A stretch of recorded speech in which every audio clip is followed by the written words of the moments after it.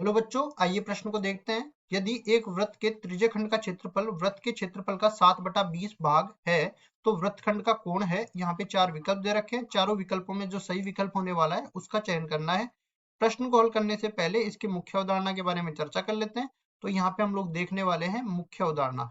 इसमें पहले हम वृत्त की चर्चा कर लेंगे, उसके बाद त्रिज्यखंड पे चले जाएंगे। जैसे मान लो कि ये वृत्त दे रखा है, इसका ये केंद्र है और केंद्र से परिधि पर जो रेखाएं खींची जाती है उनको बोल देते हैं हम लोग त्रिज्याएं। तो पी क्यू और ये चाप पर स्थित बिंदु आर बोल देते हैं। यहाँ पे ये केंद्रीय कोण थीटा जब मान लेते हैं।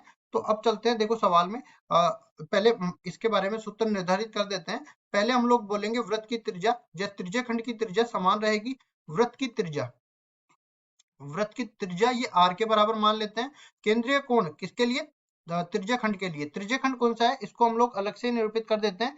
ये वाला जो भाग है ना, ये अपना त्रिज्याखंड कहलाता है। अब देखो केंद्रीय कोण, इसको मैंने क्या माना है? थीटा के बराबर माना है। अब वृत्त का क्षेत्रफल पहले मैं लिख देता हूँ।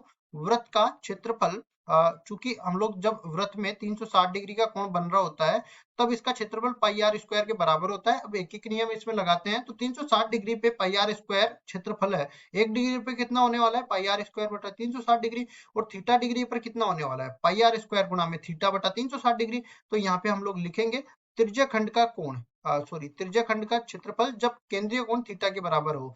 तो त्रिज्याखंड का क्षेत्रफल ये बराबर हो जाएगा, देखिए पाई आर स्क्वायर, और थीटा क्षेत्र का निकालना है तो थीटा बटा में 360 डिग्री।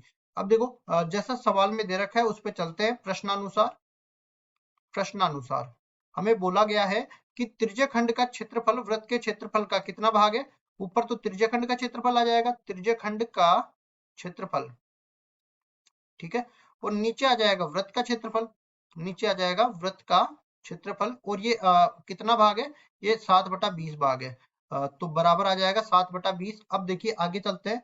और त्रिज्याखंड का क्षेत्रफल हमने क्या लिखा था? पाई आर स्क्वायर गुणा में थीटा बटा 360 डिग्री के बराबर लिखा था ना, जहाँ पे थीटा डिग्री में कौन है और ये पाई आर स्क्वायर के बराबर है। कुल मिला के ये पूरा 7/20 के बराबर दे रखा है। अब इसको आगे सरल करते हैं, तो जो कट रहा है उसको काट देते हैं।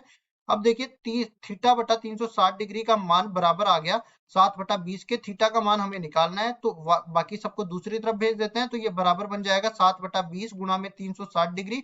अब देखिए ये 0 से 0 कट गया और 2 से ये 36, 18 बार कट गया। तो 18 डिग्री अपने पास आने वाला है। और थीटा को बराबर आ जाएगा 18 और 7 को गुणा करेंगे तो 126 डिग्री के ये बराबर आ जाएगा। मतलब कि केंद्रीय कोण जो है वो 126 डिग्री आ गया। तो विकल्प देख लेते हैं। डी विकल्प में ये 126 डिग्री दे रखा है, यही विकल्प बिल्कुल सत्य है। आशा करता हूँ ये सवाल आपको समझ में आया होगा। धन्यवाद।